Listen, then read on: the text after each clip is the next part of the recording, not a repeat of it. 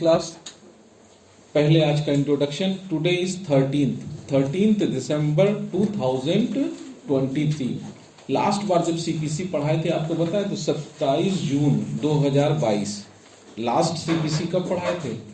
27 जून 2022। एकदम रिकॉर्डेड है हर चीज, कहीं कोई डिस्गाइज्ड नहीं है, एवरीथिंग इज ओपन हियर। तो आज 13th दिसंबर 2023 है and today we are going to start the new paper, the code of civil procedure. CPC पढ़ना है और सीपीसी को पढ़ाने के पहले सीपीसी की हम सब के पास जो मैंडेटरी है, मैंडेटरी ये है कि you must have a bare act. सबसे ज़्यादा जरूरी क्या है? आपके पास से एक बेयर एक्ट होनी चाहिए, वो मैंडेटरी है, मैंडेट क्लॉज है। साथ ही साथ यहाँ आप पढ़ रहे हैं तो हम लोग अपनी ओर से आपको लेक्चर नोट्स देंगे, जिससे लिखवाने का काम थोड़ा कम हो टेलीग्राम पे। बाकी एडिशनल चीज़ें किस पे आपको मिलती हैं? थ्रू टेलीग्राम, जिसको आप नोट डाउन करते हैं। ठीक। तीसरी चीज़, इफ़ यू रिक्वायर्स, अगर आपको लगता है थोड़ा डीप स्टडी करना चाहिए तो करिए, क्योंकि ये सिविल प्रोसीजर है, पूरा जो कोड की प्रोसीडिंग है सिविल कोड की इसी पे बेस्ड है। तो if you requires, you need, आपको लगता हो, you can purchase a book. Text book आप ले सकते हैं। टेक्स्ट बुक में मैंने हमेशा आपको बोला है सरल से टफ की ओर चलिए। सबसे इजी टेक्स्ट बुक में जो है वो हिंदी और इंग्लिश दोनों में है, वो थी डॉक्टर टीपी त्रिपाठी। उसके बाद सीके टकवानी। टकवानी एक अपने आप में अथॉरिटी है। टकवानी साहब जस्टिस रहे हैं हाई कोर्ट के, सुप्रीम कोर्ट में भी मेरे ख्याल से गए थे। उनकी वाइफ ने उनके साथ मिलके लिखा था, वाइफ भी उनकी लायर थी। बस जब उनको जस्टिस बनाया गया तो टकवानी साहब को, बड़ा अच्छा एक इंसिडेंस है, टकवानी साहब को एक शर्त रखी गई कि आपकी वाइफ प्रैक्टिस नहीं कर सकती ना, क्योंकि वो भाई तो उसी हाई कोर्ट में वो जज बने और उनकी पत्नी क्या करे। तो टकवानी साहब ने मना कर दिया था, नहीं, I don't want my elevation, क्योंकि मेरी वाइफ का कैरियर क्या हो जाएगा, खत्म हो जाएगा। पत्नी भी उनसे भी ज़्यादा बुद्धिमान। उन्होंने पूछा क्या हुआ, उन्होंने कहा नहीं, I am going to refuse this elevation, मैं जा रहा हूँ। क्यों? क्योंकि तुम्हारे कैरियर को ख़त्म करना है। तो उन्होंने कहा अगर मेरी जगह तुम होते तो कहते हम तुमको जस्टिस बनता देखना चाहते हैं। तो कोई वही चीज़ हम भी चाहते हैं। उन्होंने अपनी प्रैक्टिस को वहीं क्या कर दिया, रिज़ाइन कर दिया और कहा आप बनिए। और उसके बाद जितनी किताबें लिखी हैं तकवानी साहब ने, उनकी वाइफ का रोल है उसमें। तो ये एक बेटर अंडरस्टैंडिंग की बुक है। मगर तकवानी, सीके टकवानी की बुक पढ़ने से पहले you must know the CPC. आपको सीपीसी आनी, क्योंकि वो सेक्शन वाइज नहीं लिखी गई होगी, वो टॉपिक वाइज लिखी जाती है। और टॉपिक कैसे, अभी हम डिस्कस करते हैं आपसे। ठीक।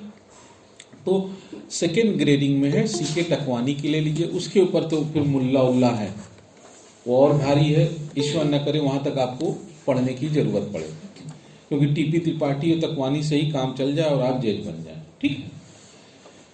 तो इस तरह से आपके पास डिस्क्रिशन है, मैंडेटरी है बेयर एक्ट, मैंडेटरी है क्लास नोट्स, और डिस्क्रिशन क्या है आपके पास, टू परचेज और not to purchase the text book. Now let us start with the today's topic. हम लोग आज का टॉपिक स्टार्ट करने चल रहे हैं, the code of civil procedure 1908। आज के दिन केवल हल्की बातें, कोई इसमें डिस्कशन नहीं है। क्या करना है, आप सब ने एक बेयर एक्ट देखी है ना ऑनलाइन? बेटा सबको आवाज आ रही है? यस सर, आ रही है आवाज। थैंक यू बेटा। Yes sir. Yes sir. आनंदित अवस्था में बोला है ना, इतना अच्छा मतलब लग रहा था जैसे तुम आराम कर रहे हो। ऐसी अवस्था को इंसान लाइक करता है, ध्यान में, ज्ञान में, किसी में भी। अंत में एम ऑफ द लाइफ क्या है? To take the rest. नहीं, वो RIP वाला नहीं, यहीं पे रेस्ट करना है। ऊपर जाके वाला ठीक नहीं है रेस्ट, वहाँ पता नहीं क्या होता हो। तो अब देखिए, ये आपके पास किताब है, ये बेयर एक्ट अपने आप में ही किताब बराबर है ना, हैंडी। तो अब जो जैसे बच्चे कुछ जो सोचते हैं कि knowledge is subject matter of transfer ना, वो इसको धार्मिक किताब की तरह ले, दोनों हाथ से उठाएं, माथे पे लगाएं और लाल कपड़े में बांध के रख दें। कुछ नहीं आएगा, कुछ नहीं आएगा, कद्दू नहीं जान पाओगे। इस किताब को पूजा पाठ की वस्तु मत बनाइएगा। इस किताब को क्या करिएगा, पढ़ना पड़ेगा। ठीक है, इसको बहुत पढ़ना पड़ेगा। जब पढ़ेंगे तब इस किताब में कुछ समझ में आएगा। ये किताब अपने आप कुछ नहीं आने वाला, because knowledge is subject matter of acquisition ना। हम चाहें तो आपको कोई चीज, अब तो AI आ रहा, हो सकता आ जाए कि थर्ड से बैठे और 37 लेक्चर आपके दिमाग में ट्रांसफर हो गया, लाओ पेमेंट दो, अब जाओ तुम घर पढ़ो। वो AI का जमाना है। कल प्रधानमंत्री कह भी रहे थे ये नवाचार है, इनोवेशन का शायद हिंदी क्या बोलते हैं, नवाचार ना। भारत में इनोवेशन का बड़ा यूज है। इनोवेशन का मतलब क्या होता है? इन्वेंशन नहीं, इन्वेंशन तो कोई और किया होगा। बाहर से आउडी लाओ और यहाँ पर अपना हिसाब से टायर लगा दो, है ना, और खेत में चलाओ, कह दो this is N innovation. Britishers law बनाए, उसमें तुम चेंज करो और कहो दिस इज एन, अभी आप पाएंगे कुछ दिन में एक इनोवेशन, ठीक है। This is called an we are not inventor, we are innovator, है ना। हम लोग क्या है, हम लोग पता लगा लेंगे कि कैसे कैसे करना। समोसा मालूम है, समोसा इज एन इन्वेंशन, और मैं चॉकलेट भर दिया, चॉकलेटी समोसा बना, that is called innovation. We Indians like innovations. हम लोग पहले ओरिजिनल आइडिया जान लें, फिर इसमें इनोवेट करेंगे। CPC को आप सब देखें, अगर एक बार पहले इसके एक स्कीम को देखा जाए, किस स्कीम पे बनी है, तो देखिए दिस CPC कंटेन्स 2 पार्ट्स ना। आप सब देखिए, एक तो पहला पार्ट है, देखिएगा सेक्शंस है 1 to 158, देखिए ध्यान से, 1 से लेकर 158, 1 to 158 सेक्शंस है, ठीक। और सेक्शन के बाद आप सब देखिए शेड्यूल लिखा होगा। शेड्यूल में देखिए तो ऑर्डर लिखा होगा, ऑर्डर, और ऑर्डर को डिवाइड किया है रूल्स में। ऑर्डर को आप अगर समझे ना, तो आप ऑर्डर को कह सकते हैं चैप्टर्स। ऑर्डर को हम लोग क्या कह सकते हैं? चैप्टर्स या सीरियल। ये कोर्ट का आदेश नहीं है। इस ऑर्डर को हम लोग क्या बोलेंगे? चैप्टर। और जरा सा देखो कितने चैप्टर हैं, कितने टॉपिक्स हैं? 51 टॉपिक्स। देखिए 51 मेरे ख्याल से ऑर्डर्स हैं, यानी 51 टॉपिक्स है जिनको डिटेल में डील किया गया है। शेड्यूल 1 में किसको डिटेल में डील किया? शेड्यूल में क्या रखते हैं? किसी चीज की डिटेलिंग ना। कहीं पे भी शेड्यूल में क्या लिखते हो? जो मेन पार्ट में जरूरत नहीं है उसको हम लोग कहाँ रख देते हैं? शेड्यूल में। तो देखो तो शेड्यूल में हमारे पास देयर आर 51 ऑर्डर्स। ऑर्डर को हम लोग दिमाग में क्या रखें? चैप्टर्स या टॉपिक्स। अच्छा, जैसे सेक्शन को सब सेक्शन में डिवाइड करते हैं, वैसे ही ऑर्डर को रूल्स में डिवाइड करते हैं। जब भी हम कहेंगे ऑर्डर 1, तो आप कहोगे ऑर्डर 1 का मतलब रिलेटिंग टू पार्टीज। पार्टी कौन होगा, कौन हो सकता है, कौन प्लेंटिफ बन सकता है, कौन डिफेंडेंट। अब इस ऑर्डर 1 में जितने उसको ऑर्डर्स में, जैसे सेक्शन में सब सेक्शन डिवाइड करते हैं, तो जितने पार्ट है उनको रूल बोलते हैं। जैसे हमने कहा ऑर्डर 1 रूल 8, तो हम ऑर्डर 1 का मतलब पार्टीज, और रूल 8 का मतलब 8 में क्या दिया हुआ। ठीक, तो ध्यान रखिए, ये जो हमारी CPC है ऐसी डिजाइन की गई है कि ये पहला पोर्शन जो है वो थोड़ा सा एडजेक्टिव इन नेचर है, which is actually CPC is a procedural law. CPC क्या है? The code of civil procedure. The code of civil procedure नाम है इसका। आज केवल इंट्रोडक्शन मैंने कहा था, आज दूंगा इसका, जिसे थोड़ा समझ लीजिए। कहते हैं वेल बिगन हाफ डन। अगर अच्छी तरह इंट्रोडक्शन समझ में आ गया तो आधा काम अपने आप क्या हो गया? पूरा हो गया। वेल बिगन हाफ डन, यानी अच्छी शुरुआत लक्ष्य प्राप्ति का अंतिम आधा तो लक्ष्य आपने प्राप्त कर लिया। तो अब देखिए, इसमें हम लोगों ने देखा सेक्शन 158 158 तक सेक्शन है। सेक्शन जो है ना, कहीं ना कहीं एडजेक्टिव इन नेचर है, यानी कुछ सब्सटेंटिव टोन अप है। मगर कहा जाए प्योर प्रोसीजरल पार्ट, जिसमें पूरी तरह प्रक्रिया बताई गई है, वो प्रोसीजरल पार्ट किसमें दिया है? That is provided in schedule 1। और शेड्यूल 1 में कितने टॉपिक हैं? 51। ऑर्डर कितने हैं? 51। और हर ऑर्डर को किसमें डिवाइड किया गया है? रूल्स। इस तरह से इस CPC को डिजाइन किया गया। CPC जैसा नाम है, the code of civil procedure. Code का मतलब COD, code. Code means compilation of different legislative law on the same matter. Code का मतलब क्या होता है? कंपाइलेशन, इकट्ठा करना, compilation and collection of different legislative laws on a particular matter. एक पर्टिकुलर मैटर पे collections of the rules and the statute is called code. ये एक्ट नहीं है, दिस इज कॉल्ड कोड. देखिए एक्ट तो एक पर्टिकुलर चीज पे होगा ना. Transfer of property act, Indian contract act. Indian contract act केवल किस पे रिलेटेड है? कॉन्ट्रैक्ट, वो एक्ट है. इंडियन कॉन्ट्रैक्ट कोड नहीं है, क्योंकि कोड होता तो उसमें फिर मर्केंटाइल लॉ भी होना चाहिए था, पार्टनरशिप भी, एलएलपी भी होना चाहिए, कमर्शियल एक्ट सब उसमें होना चाहिए, तब वो क्या बन जाएगी? Code. Code means collection of all things related to that topic, और ये इसीलिए इसका नाम क्या रखा गया है? The code. अब पूरा नाम इसको समझे, द कोड ऑफ सिविल. कुछ दिन पहले हम लोगों ने क्रिमिनल पढ़ा है. What is civil? Other than criminal is a civil. तो क्रिमिनल के अलावा जो कुछ है वो क्या कहलाएगा? सिविल. बाकी और अभी डिटेल में आएंगे. The code of civil procedure, this is an procedural law. एक ऐसी लॉ है, ये प्रोसीजरल लॉ है. देखिए लॉ, चूंकि यहाँ प्रोसीजरल लिखा है तो यहाँ पर लॉ दो तरह की होती होगी. One is a substantive law, another is a procedural law. और अपने इस टॉपिक में मेरे ख्याल से इस सीरीज में ये प्रोसीजरल लॉ अंतिम है. इसके बाद तो हम लोग सब सब्सटेंटिव लॉ ही पढ़ेंगे, क्योंकि हम पढ़ा चुके हैं. आप लोग एविडेंस भी इसके पहले पढ़े, उसके पहले क्या पढ़े? सीआरपीसी. और इन बिटवीन आपने लिमिटेशन एक्ट भी पढ़ा जब आर्बिट्रेशन लिमिटेशन पढ़ाए थे. तो देखिए तीन हमारे यहाँ प्रोसीजरल लॉ हैं, सीपीसी, सीआरपीसी, एविडेंस और लिमिटेशन एक्ट. तीन प्रोसीजरल लॉ है, उसके अलावा सब सब्सटेंटिव लॉ है. शब्दों के अर्थ देखिए. सब्सटेंटिव लॉ, लॉ कई तरह की होती है मगर एक डिवीजन है substantive law and procedural law. Substantive law क्या होता है?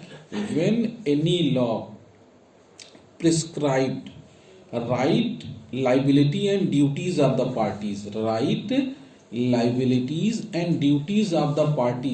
When any law, any act describe, prescribe, define the rights, liability and the right, liability, duty etc. of the person, it is called substantive law.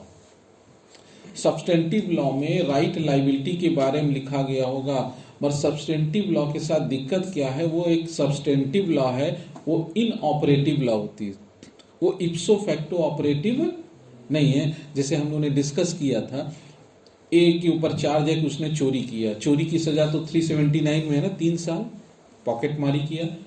मगर उसको कैसे punish किया जाए, उसको कैसे पकड़ा जाए, कैसे पनिश किया जाए, ट्रायल कैसे हो, उस सब के लिए कौन सी एक्ट बनी है? The CrPC, the code of criminal procedure. ठीक. Procedural laws are the means to enforce the substantive law. कह सकते हैं ना, procedural laws are designed to enforce the substantive law. Procedural laws are designed to enforce the substantive law. यानी procedural law is based on the principles of यूबी जस ईबी रेमडियम. कोई भी राइट हो, उसके इन्फोर्समेंट की मशीनरी ना दो तो एकदम नैतिक चीजें हो गई ना. नैतिक चीजें ना, इथिकल, मोरल. मोरल क्या होता है? हमारा बड़ों का सम्मान करो, छोटों का अपमान मत करो, है ना, जो मिले उसको नमस्कार करो ना. ये सब क्या है? मोरल है. ना करें तो हम बड़े, कोई आया हमसे बड़ा, हम बैठे रह गए, हम नहीं उठेंगे, जाओ. तुम क्या सुपर ह्यूमन बीइंग? नहीं. इसमें क्या होगा ज्यादा ज्यादा? It's a violation of moral rights ना, बट कोई लीगल राइट का वायलेशन. अगर यही लीगल राइट का वायलेशन होता तो किसी कोर्ट में जाकर अगला अपने राइट्स को क्या करवाता? Enforce. How to enforce your right, अपने अधिकारों का कैसे प्रवर्तन कराया जाए. How to enforce your right, यही इन्फोर्समेंट वाली प्रक्रिया जो लॉ प्रिस्क्राइब करे उसको क्या बोलोगे? Procedural law.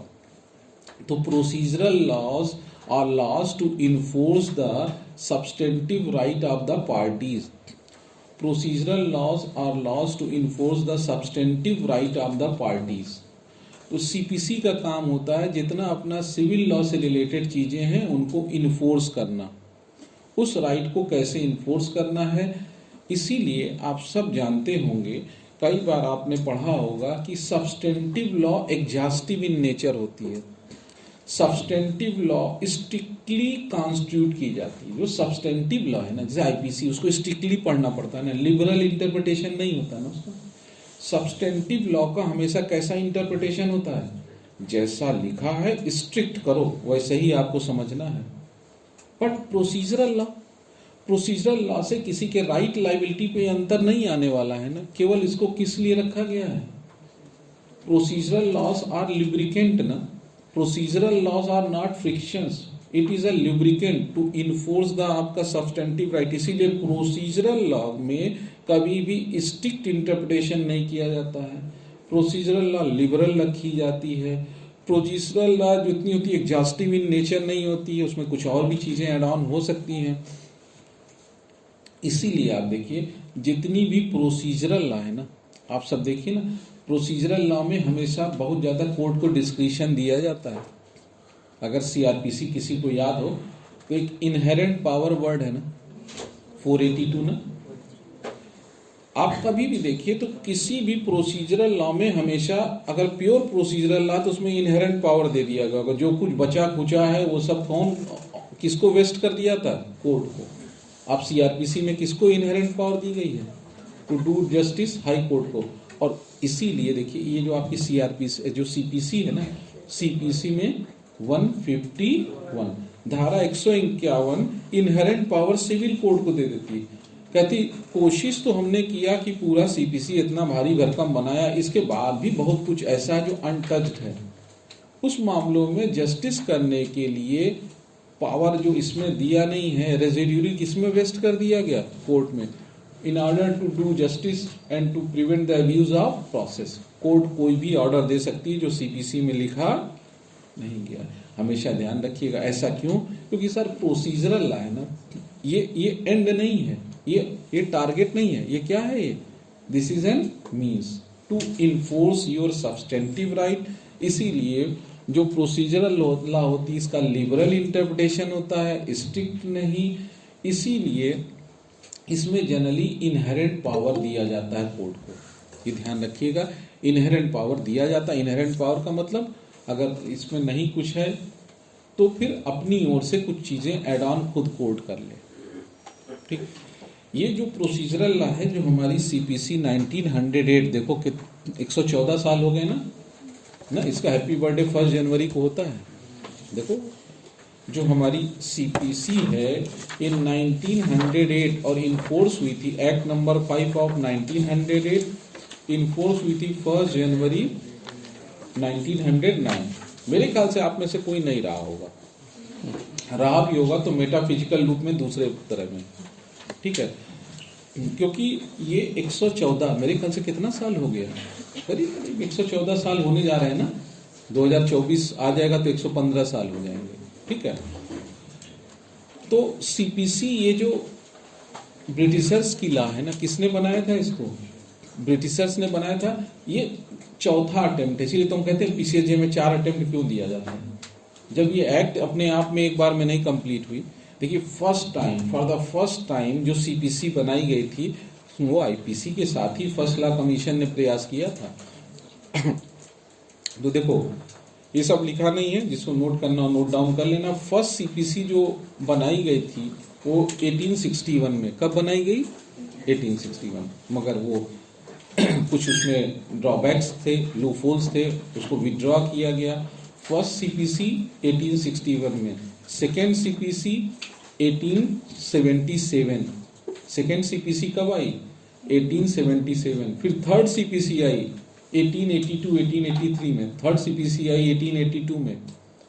कितनी बार आ गई सीपीसी, पहली बार 1861, दूसरे बार 1877, तीसरी बार 1882 और फिर चौथे अटेम्प्ट में भैया देखो मजबूती से खड़ी हो गया। जो चौथे में आएगा वो पूरा होगा। तो देखिए फोर्थ अटेम्प्ट आया 1908 में। This is our fourth attempt, pre के लिए याद रखिएगा। पूछा जाए इसके पहले कितनी सीपीसी और बनाई गई थी, आप बोलोगे सर 3 बार और बनी थी। ठीक है, ये चौथी बार सीपीसी बनाई गई और उसके बाद ये आज तक चल रही है। कई बार बीच बीच में देखिए नथिंग कैन बी स्टैटिक ना, खास तौर से प्रोसीजरल लॉ में कोई चीज स्टैटिक नहीं हो सकती ना। When things are changing with the speed of jet, artificial intelligence रोज ही नया आ रहा है। आज हम पढ़ा रहे, कल हमारी जगह कोई और आ जाए, पूरा एकदम रोबोटिक, चेहरा वही दिखे, बोले वही, आर्टिफिशियल इंटेलिजेंस। तो जब चीजें इतना तेज वेरिएशन हो रही तो हमारी क्या सीपीसी स्टैटिक रह सकती है? नहीं। इसीलिए फॉर दिस पर्पस कई बार अमेंडमेंट हुआ, मगर हम लोग 2 अमेंडमेंट ध्यान रखेंगे। कितने अमेंडमेंट इसमें याद रखना है? 2। एक 1976 में हुआ, एक अमेंडमेंट हुआ था, मेजर अमेंडमेंट किया गया था 1976 में। उसमें ये जो सीपीसी में जितना कुछ तुमको ए दिख रहा होगा ना, जितना ए दिख रहा होगा ऑर्डर रूल्स में 32A जितना होगा, ज्यादातर कब ऐड किया गया है? 1976। तो पहली जो, वैसे तो कई बार अमेंडमेंट हुए, मगर मेजर अमेंडमेंट 1976 में किया गया। और उसके बाद जो रिसेंट अमेंडमेंट हुआ है वो 1909 और 2002 का है। यानी 1999 और 2000 में एक अमेंडमेंट हुआ जो 1 जुलाई 2002 को इम्प्लीमेंट हुआ। तो अब देखिए, हम केवल अभी बेसिक्स पे चल रहे हैं। हमने बताया सीपीसी में 2 मेजर अमेंडमेंट हुए हैं।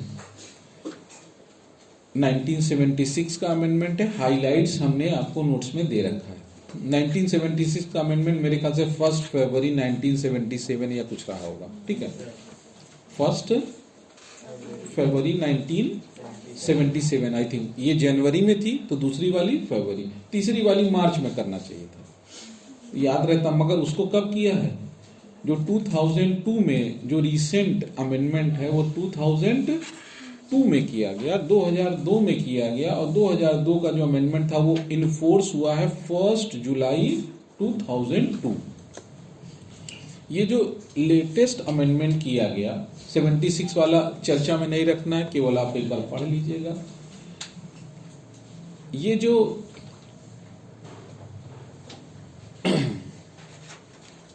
99 और 2000 का जो अमेंडमेंट किया गया ना, इसका मेन एम था, हम सब जान चुके थे कि सीपीसी जब भी सिविल केस का नाम आता है तो कहते हैं ए लड़ेगा उसका ग्रैंडसन पाएगा, यही तो है ना। एक हम लोग क्या मान के चलते हैं कि तुम अगर केस स्टार्ट करोगे तो केस फाइनल होगा किसका? ग्रैंडसन, उसका फ्रूट यानी बरगद का पेड़ है, यही तो बोलते हैं। CPC is like a banyan tree, जो लगाएगा उसको कभी छाया नहीं मिलेगी। क्यों इतना डिले?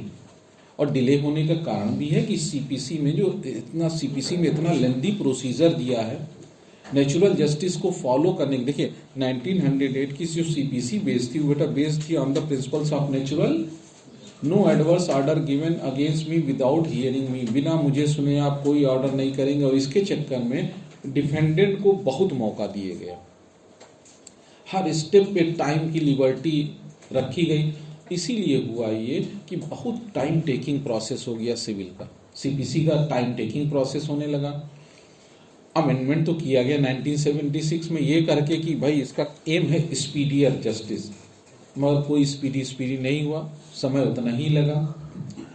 अब जब इतना देख लिया गया कि इस सीपीसी से तो ये पॉसिबल नहीं है, ये इस डिले को रोकना, तो आउट ऑफ कोर्ट क्यों ना जाके सॉल्व किया जाए। इसीलिए 1999 और 2000 का जो अमेंडमेंट है वो बेसिक एम था एडीआर के लिए। किसके लिए था? Alternative dispute resolution system. ये मान चुकी थी कोर्ट और सरकार की सीपीसी में अब जल्दी कर पाना पॉसिबल नहीं है। हाँ, आउट ऑफ कोर्ट जाकर अगर खुद ही कोर्ट इनकरेज करे पार्टीज को कि go and settle your matter out of court through arbitration, हम लोग पढ़े थे ना, आर्बिट्रेशन, कंसिलिएशन, मीडिएशन, लोक अदालत। आप कोर्ट के अलावा चाहें तो दोनों पार्टी को कोर्ट खुद कह रही है हम भेज दें, क्योंकि आपने पढ़ा था ना जब आर्बिट्रेशन एक्ट तो तभी लगेगा जब सेक्शन 7 में एसी क्लॉज हो ना, आर्बिट्रेशन क्लॉज हो तभी तो भेजोगे, मैंडेटरी तब होगा ना।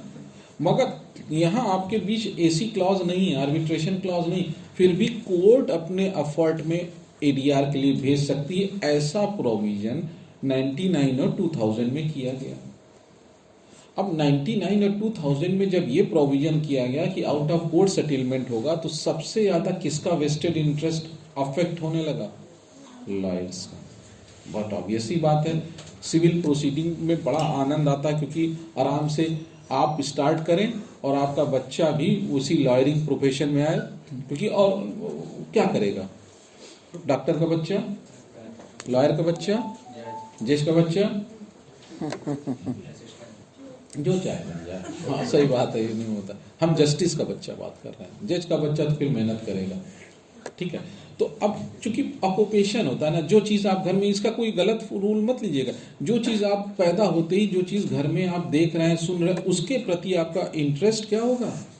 ज्यादा हो जाएगा। डॉक्टर की जो संतान होगी वो दिन भर नहीं देखती होगी, हाँ इस मामले में वो दे दो, अरे इसको कोलोनोपाम दे दो, अरे इसको कर दो, आयोडीन से इसको बीटाडीन, अरे कुछ होता नहीं, इसमें एंटीबायोटिक 3 तरह की होती है, ऐसे। यानी वो बचपन से ही उस चीज को क्या कर रहा है। इसीलिए ऑक्यूपेशन बनाया गया था ना, जो पुस्त दर पुस्त काम अगर तुम करने लगो ना, तो उसमें बहुत जल्दी क्या पा जाते हो? प्रोग्रेस। तो इस सिस्टम को देखा जाने लगा कि भाई लॉयर्स के इंटरेस्ट पे क्या था। लॉयर्स को लगा यार आउट ऑफ कोर्ट सेटलमेंट हो जाएगा तो ये हमारे गन्ने खेती का क्या होगा? एक बार वो कम से कम 30 साल तो हम काटेंगे ही। यहां अब गड़बड़ हुआ, तभी लॉयर्स ने चैलेंज कर दिया, और उस समय 2001 और 2 में बेटा 2 साल स्ट्राइक हुई पूरे सिविल कोर्ट में। कितना साल? सबसे बड़ी स्ट्राइक हो गई सिविल कोर्ट में। लॉयर्स ने काम ही नहीं करेंगे इस अमेंडेड सीपीसी के साथ। और उसी के बाद इसकी कॉन्स्टिट्यूशनल वैलिडिटी को लेकर एक केस आता है, आपके नोट्स में लिखा, Salem bar advocate association. Salem Tamil Nadu में है, वहां की एक बार है, बार ने केस किया था, Salem bar advocate association versus Union of India. ये 2 बार आया। 2003 में इसकी कॉन्स्टिट्यूशनल वैलिडिटी को लेकर सुप्रीम कोर्ट में फाइनल डिसीजन आया, and supreme court held that this 2002 amendment is constitutionally valid. और फिर कोर्ट ने कहा यार ये प्रोसीजरल लॉ है, procedural law is a means not an and. Procedural law हमेशा लिब्रिकेटिंग होती है, जैसे ना इंजन ऑयल क्या करता है इंजन को, इसका काम फ्रिक्शन क्रिएट करना नहीं, कहा मींस है ये, एंड थोड़ी ना है, लिबर्टी मिलेगी। कोर्ट ने कहा, इससे सारे टॉपिक को डिस्कस किया कोर्ट ने, जितना अमेंडमेंट था वन बाय वन, जिसमें सबसे ज्यादा चैलेंजिंग जो अमेंडमेंट था उसमें यह था, जब आपको ऑर्डर 8 रूल 1 या सेक्शन 27 पढ़ाएंगे तो पहले क्या था ना, कोई बहुत ज्यादा लिमिट नहीं था। आज आप प्लेन डालो, रिटर्न स्टेटमेंट डिफेंडेंट के लिए, चाहे वो साल भर बाद आए, 2 साल बाद आए, कब वो आए, अलाउड। इस सीपीसी ने कहा नहीं, अगर 30 दिन में डिफेंडेंट को एक तो सम्मन कर देना है, और उसके बाद 30 डेज या ज्यादा 90 डेज में डिफेंडेंट नहीं आए तो एक्स पार्टी मूव हो जाएगा। यानी जो चैलेंज किया लॉयर्स ने कहा कि सर ये जो सीपीसी है ये तो नेचुरल जस्टिस के क्या हो रही है, हो सकता है डिफेंडेंट ना आ पाए, कुछ उसको प्रॉब्लम हो, तो उसके राइट्स तो आपने कर्टेल कर दिए। पहला तो ये ऑब्जेक्शन था। सुप्रीम कोर्ट ने कहा नहीं, this is N enough time, 90 दिन तो वैसे भी दिया जा रहा, उसके बाद भी लिबर्टी दी गई कोर्ट को, तो सुप्रीम कोर्ट ने कहा इससे कोई नेचुरल जस्टिस का वायलेशन नहीं हो रहा। कुछ मामलों में इंट्रा अपील को रोका गया, यानी एक ही कोर्ट के मामले में अपील को रोक दिया गया। वैल्यूएशंस को लेके डिस्कशन हुआ, तमाम चीजें इसमें आई। रिजेक्शन ऑफ सूट की बात की, धीरे धीरे हम एक एक करके पढ़ाएंगे, 1 बाय 1। हमने केवल कहा इंट्रोडक्शन देंगे अभी। तो इसमें जितना टॉपिक था, सुप्रीम कोर्ट हैज एलोबोरेटली डिस्कस इस टॉपिक। और सबसे ज्यादा जो कंट्रोवर्शियल टॉपिक था वो सेक्शन 89 एडीआर। सबसे ज्यादा कंट्रोवर्शियल टॉपिक क्या था कि सर कोर्ट से सेटलमेंट होता है तो एडजुडिकेशन होता है, ये तो कोर्ट के बाहर जाके आप समझौता करा दे रहे हैं, तो इससे पार्टीज के राइट तो वायलेट हो जाएंगे ना। तो ये एडीआर गलत है। कोर्ट ने कहा नहीं, this is the ADR system. आप लोग को हमने जब अभी आर्बिट्रेशन पढ़ाया था तो बताया था ना, अमेरिका में बहुत सक्सेसफुल हुआ है, ठीक है। क्या उस पे नाम हम लोग लेते थे वहां आर्बिट्रेशन को, क्या बोलते थे, मैंडेट, कुछ ऐसे बोलते हैं ना। यानी अमेरिका में ये बहुत सक्सेसफुल है। तो अमेरिका, इंग्लैंड, यूरोपियन कंट्रीज में इतना ज्यादा सक्सेसफुल है, तो इंडिया में क्यों दिक्कत होगी। सुप्रीम कोर्ट ने कहा नहीं, इसको स्टार्ट करते हैं ना। पार्टीज अगर एडीआर नहीं चाहेंगी तो फिर तो ऑर्डिनरी कोर्ट उनके लिए बैठी है। ये तो किसकी चॉइस पे एडीआर, पार्टीज की ना, उन पे बाउंडिंग नहीं है, कंपल्सरी नहीं है, it is on the choice basis ना, ये उनके ऊपर बाइंडिंग नहीं है। कहा एडीआर चलने दीजिए, ये भी और ये सारा जितना था सब सुप्रीम कोर्ट ने कह दिया अनकॉन्स्टिट्यूशनल। और पूरा अमेंडमेंट को सलीम बार एडवोकेट एसोसिएशन में कह दिया गया इट इज कॉन्स्टिट्यूशनली वैलिड। और स्पीडी जस्टिस सबसे ज्यादा जरूरी क्या है? स्पीडी जस्टिस, स्पीडियर ट्रायल, ये सबसे ज्यादा जरूरी है। और इसके लिए जो भी एफर्ट किए जाए, सुप्रीम कोर्ट ने कहा these steps are welcome step. इस तरह से उस 2002 वाले अमेंडमेंट को कोर्ट ने वैलिड ठहराया। ये कहाँ कहाँ होगा, धीरे धीरे हम लोग लाइन टू लाइन पढ़ेंगे ना तो सब जानेंगे कहाँ कौन सा अमेंडमेंट है, किसके थ्रू है। हम लोग एक एक चीजें एलोबरेट डिस्कस करेंगे, ठीक। अब देखिए, हम लोगों ने डिस्कस किया कि ये जो सीपीसी 1908 वाली है, इसके पहले कितनी सीपीसी आई थी? 3। ये चौथा अटेम्प्ट था। इसका इन्फोर्समेंट डेट, उसके बाद नेक्स्ट क्या देखोगे? नेक्स्ट आप लोग देखोगे, नेक्स्ट जो आप देखोगे वो ये देखोगे इसमें अमेंडमेंट मेजर कब हुआ? 1976। उसका इन्फोर्समेंट डेट था 1 फरवरी 19। उसके बाद आप कौन सा देखोगे? 2002, यानी जो 99 और 2000 का अमेंडमेंट है जिसका इन्फोर्समेंट हुआ था 2002 1 जुलाई। अच्छा, उसके बाद भी बहुत कुछ किया कि ऐसा नहीं है। आउट ऑफ वे जाके आपको थोड़ा बताएं, अभी दिल्ली का शायद 17 तारीख को है ना एग्जाम, 17 को डीजीएस का एग्जाम है। उसमें देखिए एक सिलेबस में होगा कमर्शियल कोर्ट्स एक्ट। जिन लोगों ने सीपीसी की नई बेयर एक्ट खरीदी उसमें कहीं ना कहीं देखिए कमर्शियल कोर्ट एक्ट के बारे में भी लिखा हुआ। कमर्शियल कोर्ट्स एक्ट कुछ नहीं किया, कहा कि 2015 से, अब देखिए इस सीपीसी के दायरे से चीजों को हटाना चाह रहे हैं और इसकी हटाने में एफर्ट क्या किया? पहला तो एडीआर सिस्टम ले आए, ठीक। दूसरा क्या लाए कि जितना भी कॉमर्शियल मैटर है, कॉमर्शियल मतलब मर्केंटाइल बिजनेस से रिलेटेड मैटर है, इंफ्रास्ट्रक्चर, कॉमर्शियल मैटर, उनके लिए कहा स्पेशल कोड बना दो। वो ऑर्डिनरी कोड से ट्रायल मत कराओ, उसके लिए क्या करो? 2015 से कमर्शियल कोर्ट्स एक्ट ले आए 2015 और स्पेशल कोर्ट का एस्टैब्लिशमेंट कर दिया। और स्पेशल कोर्ट का एस्टैब्लिशमेंट करके ये डीजीएस के सिलेबस में है, यूपी के नहीं है, फिर भी समझ लीजिए बहुत छोटा सा 20-25 सेक्शन है। उसमें क्या कहा कि जो डिस्ट्रिक्ट जज लेवल का है वही ओरिजिनल ज्यूरिसडिक्शन दे दिया। ओरिजिनल ज्यूरिसडिक्शन किसको दे दिया? एक कॉमर्शियल कोर्ट जज, आप कॉमर्शियल कोर्ट बना देंगे, जिला जज रैंक का होगा। और मेरे ख्याल से वैल्यूएशन आप लोग नेट पे चेक करना, 3 लाख के ऊपर के कॉमर्शियल मैटर उनके यहाँ जाएंगे। उसके ऊपर अपीलेट ट्रिब्यूनल बनाई हाई कोर्ट के लिए, यानी जितना कॉमर्शियल मैटर उसको भी कहां से हटा दिए आप? सिविल से। क्यों? क्योंकि देखिए इसमें सब में अमेंडमेंट कर दिया गया और कहा गया कॉमर्शियल कोर्ट के लिए थोड़ा सा अलग होगा, उसके लिए कॉमर्शियल मैटर्स आएंगे और उसका ट्रायल स्पीडियर होगा। क्यों? क्योंकि हम लोग जानते हैं, हम जब एसआरए पढ़ाते हैं स्पेसिफिक रिलीफ एक्ट, तो माना जाता है court makes an hindrance in progress of nation. Court क्या करती है? कोर्ट कहीं ना कहीं अपोजिट पार्टी पहुंच जाता है, पता चला ओवरब्रिज बनना है, तब तक जो लोग का घर नीचे आ रहा था उन्होंने कहा अरे साहब हमारा बेडरूम और ये लेवल बराबर हो जाएगा रोड से, राइट टू प्राइवेसी गई, रोज लोग निकलेंगे धूम धूम करते जाएंगे, और क्या साहब हम कैसे जिएंगे? इंजंक्शन इशू कर दो, प्राइवेसी का वायलेशन है, पढ़े हो ना साहब, हमारा इंजंक्शन इशू करो। और कोर्ट ने इंजंक्शन इशू कर दिया, गया प्रोजेक्ट 2 साल के लिए। जो कास्ट आज 100 रुपए की थी 2 साल में उसका कितना इन्फ्लेशन हो जाएगा? इसीलिए जब एसआरए पढ़ते हैं तो एसआरए में भी जो 2018 में अमेंडमेंट कर दिया स्पेसिफिक रिलीफ एक्ट में क्या कहा, जितना इंफ्रास्ट्रक्चरल मैटर है पब्लिक से रिलेटेड उसमें कोई कोर्ट ऑफ इंजंक्शन, यानी कोर्ट के हाथ पैर को धीरे धीरे क्या किया जा रहा है, कह रहा बाहुबली अपने पावर को थोड़ा कम करो जिससे तीव्र गति से ये देश चले। इसीलिए हमने कहा एडीआर देखिए एस्टैब्लिश हुआ, कमर्शियल कोर्ट एक्ट एस्टैब्लिश कर दी गई, थोड़ा और छीना गया इससे। इंजंक्शंस आप इशू नहीं करेंगे एसआरए ने कह दिया। इस तरह से सीपीसी अपने आप में बहुत ही चैलेंजिंग है, बिना इसको पढ़े तो कोई चीज समझ में नहीं आएगी, मगर इसमें इतना डिटेल में दिया है ना, इतना लेंदी प्रोसेस है। सोचिए कि एक आप ट्रायल करो, आज पढ़ा नहीं रहे, आज तो केवल क्या कर रहे हैं, इंट्रो दे रहे हैं ना। आजकल एक नया टॉपिक आया है सर, आज इंट्रो दे रहे हैं, पता नहीं इंट्रो दे रहे हैं 20-25 बार दे चुके हैं, बट ठीक है, हम तो रोज ही अपने आप को इंट्रो देते हैं। अंकित सर कहते हैं नाच मेरी बुलबुल पैसा मिलेगा।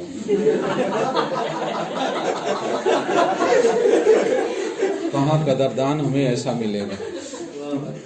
यही तो है टोटल, और क्या है लाइफ में।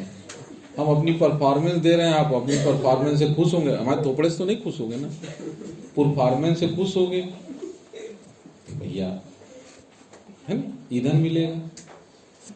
ये हम ही नहीं, हर कोचिंग करती होगी, बेस्ट से बेस्ट अपना क्या देती होगी, परफॉर्मेंस, जिससे ये आपकी तरह के कदरदान खुश हों। डिफरेंट स्ट्रक्चर्स पे, कई सीसीटीवी कैमरेज में, hello guys, hi guys, hey guys, कुछ भी करके अपने में क्या करना है, उनने अट्रैक्ट करना है, सो दैट आप लोग उनको मतलब लाइक करें। और लाइक ऐसे तो कुछ नहीं होता, लाइक आप ना करें, हाँ आपका वो लाइक करे, गांधी बाबा लाइक करें, वो लाइक एंड कमेंट है। ठीक है, तो हम लोग ने सीपीसी में जाना, कुछ चीज़ें हम लोग ने अपनी डिस्कस की। इस सीपीसी में अभी हम लोग अंदर नहीं गए हैं, अब हम आपको इस सीपीसी का स्ट्रक्चर दिखाने चल रहे हैं। आप सब बैरक को देखिए और कुछ मत करिए तो इंडेक्स ही देख सकते हैं।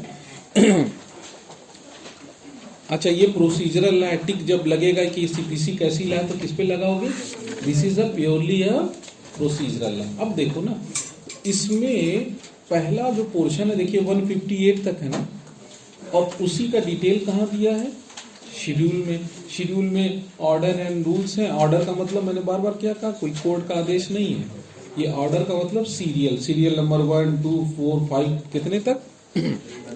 ठीक, अब देखिए इस सीपीसी में आप सब देखें तो पार्ट फर्स्ट जो स्टार्ट हुआ सेक्शन 9 से हुआ, 1 to 8 प्रिलिमिनरी है।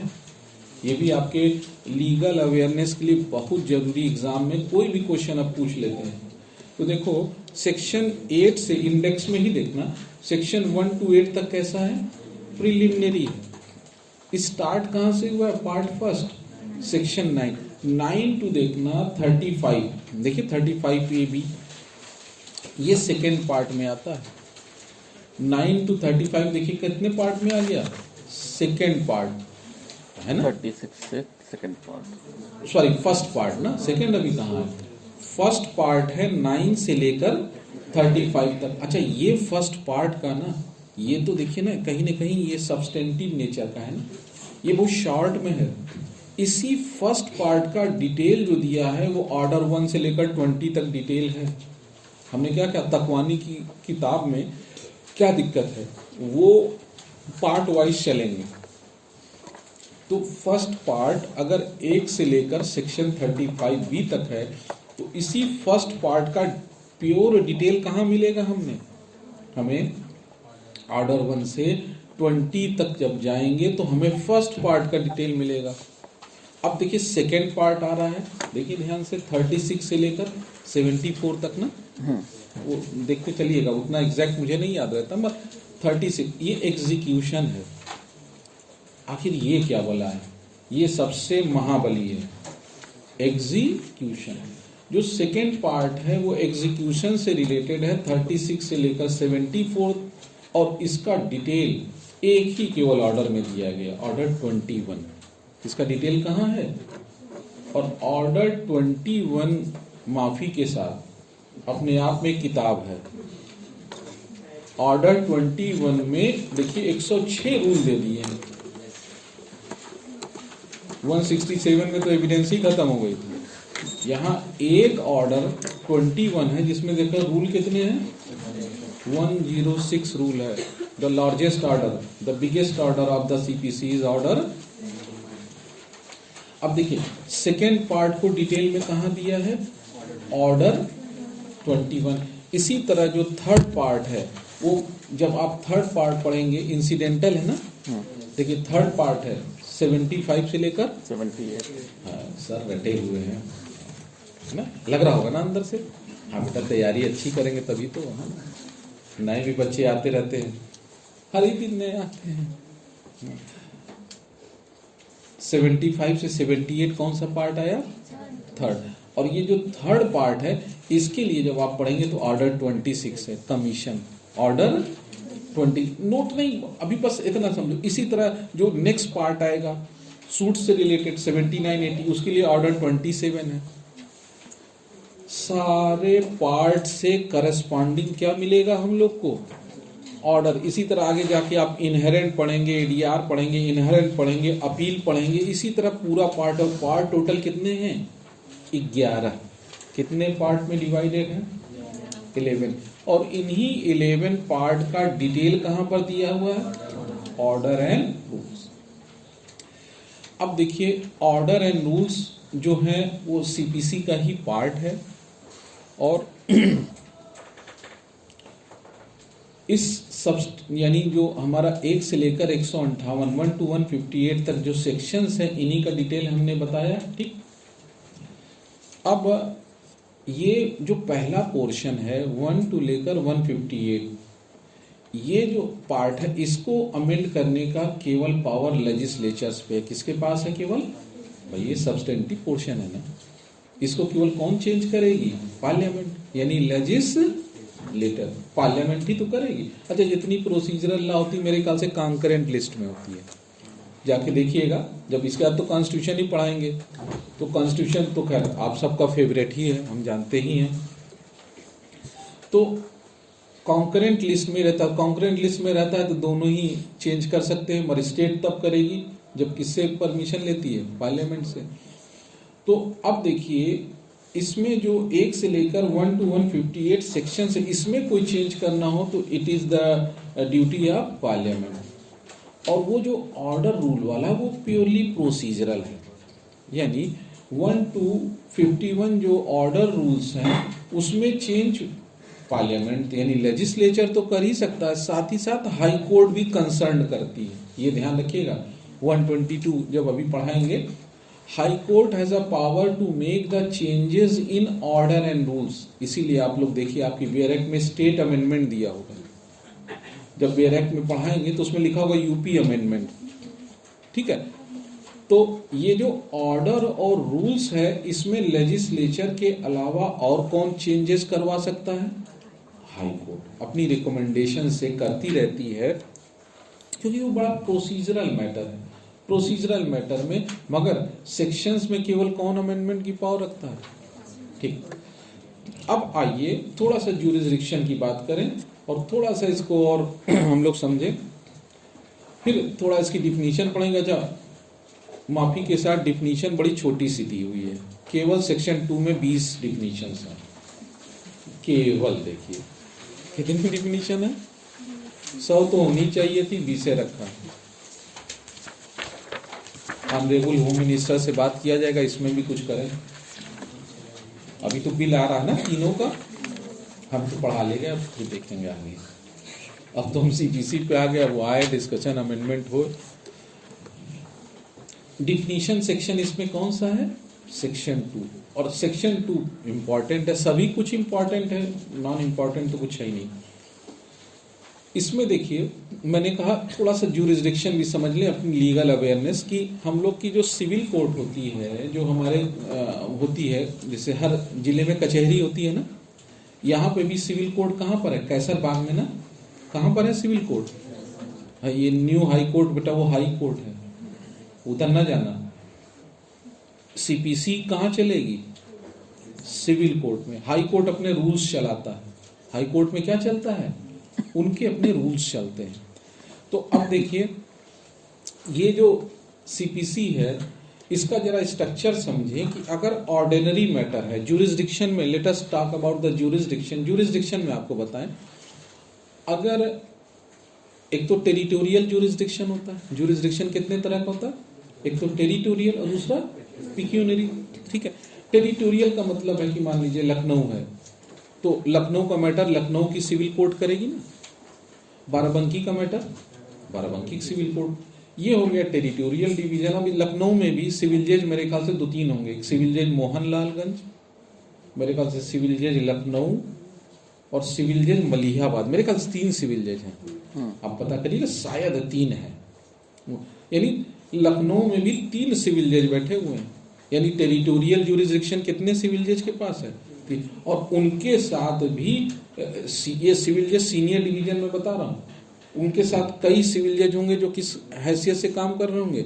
Junior division. जूनियर डिवीजन के एडिशनल सिविल जज होते हैं, एडिशनल सिविल जज जूनियर डिवीजन।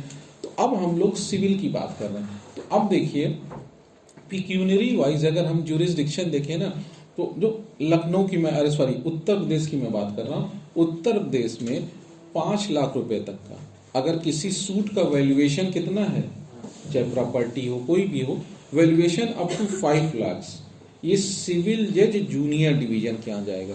किसके यहाँ जाएगा? 5 लाख तक का मैटर, ₹5 लाख तक का कंसर्न्ड टेरिटोरियल ज्यूरिसडिक्शन देखते हुए CJJD सिविल जज जूनियर डिवीजन। और 5 लाख के ऊपर, 5 लाख के ऊपर का जो मैटर फाइल होगा जिसको पेरेंट कोर्ट कहते हैं, ओरिजिनल ज्यूरिसडिक्शन, 5 लाख के ऊपर का मैटर सिविल जज सीनियर डिवीजन। उत्तर प्रदेश में सिविल जज सीनियर डिवीजन बाहुबली है, कटप्पा नहीं है। क्यों? क्योंकि इसके पास इनडिफिनिट नेचर ऑफ पावर है। अरब खरब तरब जो भी कुछ होता हो सब कहाँ फाइल होगा? सिविल जज सीनियर। 5 के नीचे जूनियर डिवीजन, ठीक है, सब्जेक्टेड टू टेरिटोरियल, ठीक है। ये है अगर ऑर्डिनरी मैटर है तो वैल्यूएशन ऑफ सूट लिया जाता है in order to decide the jurisdiction, in order to pay the court fees. और एक होती है स्मॉल कॉज कोर्ट, है ना, अब धीरे धीरे खत्म होने वाली है।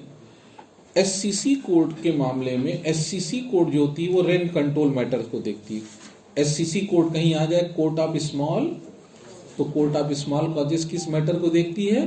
रेंट कंट्रोल, मकान मालिक किराएदारी वाला मैटर, वो भी जो रेंट कंट्रोल एक्ट 1971 वाला मैटर है, 72 वाला, उन मैटर को देखती है। 5 लाख तक का मैटर SCC कोर्ट में अगर जाएगा, रेंट कंट्रोल एक्ट का मैटर, कौन सा मैटर? Rent control act. यानी एक 1972 का एक्ट है, आपके सिलेबस में है, सब हमको पढ़ाना है और आपने पढ़ना है, ठीक है। वो जो एक्ट है उसमें अगर 5 लाख तक के जो है मैटर तो उसको कहते हैं court of small causes. 5 lakh तक का मैटर SCC कोर्ट में जाता है। SCC कोर्ट में जो प्रिजाइड करते हैं वो सीनियर मोस्ट सिविल जज सीनियर डिवीजन, सिविल जज सीनियर डिवीजन होते हैं SCC कोर्ट में। और 5 लाख तक के ऊपर के SCC मैटर मतलब रेंट कंट्रोल, वो डिस्ट्रिक्ट जज के यहाँ जाता है। ध्यान रखिएगा, ये थोड़ा चेंज है। यानी स्मॉल कॉज मैटर जो हैं, जो रेंट कंट्रोल के मैटर हैं, 5 लाख तक के किसके पास आएंगे? सिविल जज सीनियर डिवीजन, यानी जिसको हम लोग बोलते हैं the court of small causes. Court of small causes presided by civil जज सीनियर डिवीजन। और 5 लाख के ऊपर का कहाँ ले जाएंगे? द डिस्ट्रिक्ट जज ऑफ दैट डिस्ट्रिक्ट। ध्यान रखिएगा इसको। तो SCC का ज्यूरिसडिक्शन अलग है, यानी SCC का मैटर जूनियर डिवीजन में नहीं जाएगा, SCC का मैटर JD में नहीं जाएगा। हालांकि 2021 का एक एक्ट बना है, आपको लोग को पढ़ाए ही है, एक Uttar Pradesh tenancy regulation act बनाए हैं, उसके हिसाब से अब सारा जो है ज्यूरिसडिक्शन एग्जीक्यूटिव मजिस्ट्रेट के पास चला जाएगा। ये जो SCC कोर्ट है उसको एबॉलिश कर दिया गया, पुराने मैटर के लिए चल रहा है। अब 21 के बाद से कोई भी मैटर SCC कोर्ट में नहीं आना है, वो सब एग्जीक्यूटिव मजिस्ट्रेट के यहाँ जाएगा, केवल डिस्ट्रिक्ट जज के यहाँ उसकी अपील होगी। यानी अब कोर्ट, सिविल कोर्ट केवल अपीलेट कोर्ट बन जाएगी, पेरेंट कोर्ट कौन हो जाएगी? ठीक। यहाँ जब भी हम बोलेंगे ना आपसे original jurisdiction, suit of original jurisdiction या पेरेंट कोर्ट, और लखनऊ में तो हवाली कोर्ट बोलते हैं, ठीक है, ये सब आप प्रैक्टिस में देखेंगे। तो यहाँ जो पेरेंट कोर्ट होती है ना, पेरेंट कोर्ट का मतलब केस कहाँ फाइल हो। यूपी में तो मैंने कहा 5 लाख के नीचे जूनियर डिवीजन, 5 के ऊपर सीनियर डिवीजन। मगर ना कुछ जगहों पर, जैसे यहाँ की हाई कोर्ट के पास केवल अपीलेट ज्यूरिसडिक्शन है, उत्तर प्रदेश की हाई कोर्ट पे केवल अपील जाएगा, ओरिजिनल सूट यानी ट्रायल यहाँ की हाई कोर्ट। मगर यहाँ आपके IQ बढ़ाने के लिए, क्योंकि दिल्ली कुछ लोग जा रहे हैं, दिल्ली जाना चाहिए ही, जाओगे ना? नहीं, तुम कहे जाओ, तुम तो अभी बतिया हो, अभी क्या जाओगे? अभी अपीयरिंग है, दिल्ली जाएंगे। यहाँ पास हुए लोग तो कितना साल से पढ़ रहे हैं, कह रहे हैं जाए ना जाए, ये कह रहे हैं हम जाएंगे नहीं। Doctrine of election not apply on you, doctrine of election will apply on the person who is entitled to file that, ठीक है। दिल्ली का थोड़ा जानो, एक 5 हाई कोर्ट हैं इंडिया में, 5, वैसे टोटल हाई कोर्ट कितनी है बेटा?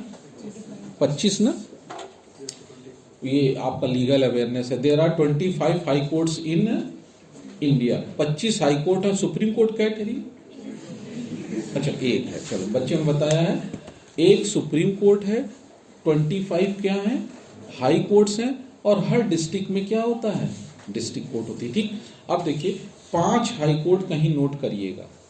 देयर आर 5 हाई कोर्ट्स, 3 तो chartered high court. Chartered high court वो हाई कोर्ट है जो 1862 के चार्टर एक्ट से बनी थी। The high court which are constituted by the chartered oldest high court, उसको चार्टर्ड हाई कोर्ट कहते हैं। Calcutta, Madras and Bombay, 3 high court हैं जो सबसे पुरानी हाई कोर्ट है। कलकत्ता, मद्रास, बॉम्बे, इनको चार्टर्ड हाई कोर्ट कहते हैं। तो ये 3 चार्टर्ड हाई कोर्ट और 2 हाई कोर्ट और दिल्ली और हिमाचल, यानी 5 हाई कोर्ट ऐसी हाई कोर्ट हैं जिनमें ओरिजिनल सिविल सूट फाइल होता नहीं, हाई कोर्ट भी ट्रायल करती है। 5 हाई कोर्ट हैं। कितनी हाई कोर्ट हैं? 5। कैलकाटा, मद्रास, बॉम्बे, ये तो 3 चार्टर्ड हाई कोर्ट हो गए, कॉन्स्टिट्यूटेड बाय चार्टर्ड एक्ट 1861। उसके अलावा 2 हाई कोर्ट और कौन सी? दिल्ली और हिमाचल प्रदेश। इनमें 3 करोड़ के ऊपर का मैटर कहाँ जाता है? आप नेट पे चेक कर लेना, मुझे वैल्यूएशन, मतलब 3 करोड़ या उससे ऊंचे के मैटर कहाँ फाइल होते हैं? सीधे हाई। तो जब दिल्ली में तुम लोग प्रैक्टिस, क्यों कहते हैं दिल्ली में प्रैक्टिस करना ज्यादा फ्रूटफुल है? क्योंकि दिल्ली में अगर आप ट्रायल करोगे तो आपके पास ट्रायल कोर्ट के रूप में 30 हजारी कड़कड़ डूमा भी है, और तुरंत आप बड़ा मैटर है तो कहाँ चले जाओ? हाई कोर्ट में भी क्या करोगे? यानी दिल्ली में ये सीपीसी लगती है कहाँ पर? हाई कोर्ट में, क्योंकि हाई कोर्ट ट्रायल कर रही है। 5 हाई कोर्ट ऐसी हैं जो ओरिजिनल ज्यूरिसडिक्शन एक्सरसाइज करती हैं। उन 5 हाई कोर्ट में original jurisdiction of the suit file होता है। तो उन 5 हाई कोर्ट को हम लोग अभी बस इतना ही आपको बताना था कि ज्यूरिसडिक्शन के मामले में अगर उत्तर प्रदेश की बात करेंगे तो high court has no original jurisdiction. High court trial नहीं करती, हाई कोर्ट के पास केवल क्या है? Appellate jurisdiction. मगर इन 5 हाई कोर्ट के पास एक पर्टिकुलर वैल्यूएशन के ऊपर के मैटर को ट्रायल करने का भी पावर है। इसीलिए कहते हैं 5 हाई कोर्ट। कई जगह सीपीसी में आएगा the high court exercising the original jurisdiction, तो आप दिमाग में करना high court original jurisdiction exercise करे, इसका मतलब वो 5 हाई कोर्ट के बारे में बात कर रही है। ठीक, हाँ भैया, नहीं चार्टर हाई कोर्ट नहीं, चार्टर एक्ट से तो 3 बनी। देखो 3 बनी किससे? बॉम्बे, कैलकाटा और चौथी फिर बेटा इलाहाबाद हाई कोर्ट है। 1866 में कौन सी बनी है? देखिए 4 हाई कोर्ट तो आप याद रखा करो। 3 चार्टर एक्ट से बनी है, 1861 या 62 का चार्टर एक्ट था। बॉम्बे प्रेसिडेंसी टाउन्स में बनी थी, अंग्रेजों ने 3 प्रेसिडेंसी टाउन बनाई थी ना। आप कहोगे अंग्रेजों ने आगरा को क्यों नहीं टाउन? क्यों? क्योंकि बेटा वो नाव से आए थे, नाव से जाना था। तो वो तो जितना भी डेवलपमेंट कर रहे थे वो किस एरिया में कर रहे थे? कोस्टल एरियाज में। कोस्टल एरियाज का डेवलपमेंट हमेशा ज्यादा होगा। क्यों? क्योंकि वहां पर उनका एक्सपोजर, वो लैंडलॉक्ड नहीं है। उत्तर प्रदेश क्या है? ऐसा नहीं कि हम कहें नहीं आज हम उत्तर प्रदेश में कोई ऐसा आज है महान प्रधानमंत्री कहे उत्तर प्रदेश में हम वो बहुत बड़ी एक फैक्ट्री लगाएंगे जिसका प्रोडक्ट ऐसा होगा जो नाव से जा सकता है। अब लोग उत्तर प्रदेश में यहाँ पर अगर ऐसा प्रोडक्ट बना रहे हो जो कम से कम 4-6 कॉलोनी भर का हो, उसको शिपमेंट कैसे करो? कहोगे विदेश भेजेंगे। अरे यहाँ से उसको ट्रेन से कैरी करके और सी शोर तक ले जाने में पड़ेगा ना, कि इंफ्रास्ट्रक्चर का चैप्टर नहीं आता एनसीईआरटी में। क्यों? बड़ी बड़ी हैवी इंडस्ट्रीज कोस्टल एरिया में रहती है, क्योंकि एक्सपोर्ट करना वहां से क्या होगा? हैवी मशीनरी जो हम इंपोर्ट करके लाते हैं। ये बताओ इंडस्ट्री बनाना हो और तुम्हारे पास चॉइस हो कि मद्रास में लगाना है कि लखनऊ में, तो बेस्ट चॉइस क्या होगी? हम मद्रास में लगाएंगे, वहीं से सी से आएगा सारा, इंडस्ट्री वहीं डेवलप कर दिया जाता है। क्यों? इतना दूर तक कंसाइनमेंट लेके आना, फिर प्रोड्यूस माल यहाँ से वहां तक ले जाना, बहुत ही हैवी एक्सपेंडिचर। इसीलिए ज्यादातर जो कोस्टल एरियाज होते हैं मेरीटाइम बेल्ट वाले, वो ज्यादा हम लोग से ज्यादा क्या हो जाते हैं? वो डेवलप होते हैं। इसी 3 टाउन में, जिसको हम लोगों ने क्या बोला? प्रेसिडेंसी टाउन, उन्होंने हाई कोर्ट बना दिया। तो ओल्डेस्ट हाई कोर्ट तो वो तीनों है। उसके बाद चौथी हाई कोर्ट कौन सी है? उसके बाद तो बेटा सब आज़ादी के बाद बने हैं। तो 5 ये हाई कोर्ट हैं जो ओरिजिनल ज्यूरिसडिक्शन एक्सरसाइज करते हैं। ठीक है, अब हम लोगों ने सीपीसी पढ़ना है और सीपीसी के बारे में ही डिस्कशन हो रहा है। सीपीसी में हम लोग जानते हैं कि हम शुरुआत से पढ़ाएंगे। हम क्या करेंगे, सेक्शन वाइज चलेंगे, ये मानते हुए हम चलेंगे जो हमने प्रिजम्पशन लिया है 114 वाला एविडेंस एक्ट पढ़े हो ना, natural events, ordinary course of business और एक्शन देखते हुए जो मुझे प्रिजम्पशन है कि मैं मान के चल रहा हूं कि बच्चों को सीपीसी आती नहीं, ये प्रिजम्पशन को ही हम ओवरथ्रो करेंगे अपने इस 37 लेक्चर में, 37 या 38 लेक्चर में। ठीक, अब देखिए आप सब सीपीसी में हम लोग चले तो सिविल बार बार आ रहा है, वर्ड क्या आ रहा है, सिविल। सीपीसी का काम क्या है, तो हमने कहा enforcement. What is civil, what is civil right, तो हम सब जानते हैं इसका कोई डिफिनीशन तो है नहीं, कॉन्क्रीट डिफिनीशन, मगर when a rights are conferred by law of a country to its citizen, the rights conferred, इसको एक लाइन में अगर कहें कौन सा सिविल राइट है तो आप कहें sir right conferred by the law of country to its citizen is called a civil right. जो देश का कानून, लॉ अपने नागरिकों को, अपने सिटीजन्स को राइट देता है, उसी राइट को हम लोग क्या कहते हैं, these rights are called civil right. और सीपीसी में इंडिविजुअल सिविल राइट को इन्फोर्स करने का प्रोसीजर दिया हुआ है। मैं कलेक्टिव सिविल राइट की बात नहीं कर रहा हूं बेटा, वो पीआईएल होता है, उसके लिए तो वही जस्टिस भगवती कहाँ जाना पड़ेगा, आर्टिकल 32 और 220। आप करो पूरा सर इन्वायरमेंट ही एकदम दम घुटा जा रहा है, 5G तो ऐसा ऐसा मेन पॉइंट पे आके गोल हो जाता है, दम घुटा जा रहा है सर हमारा।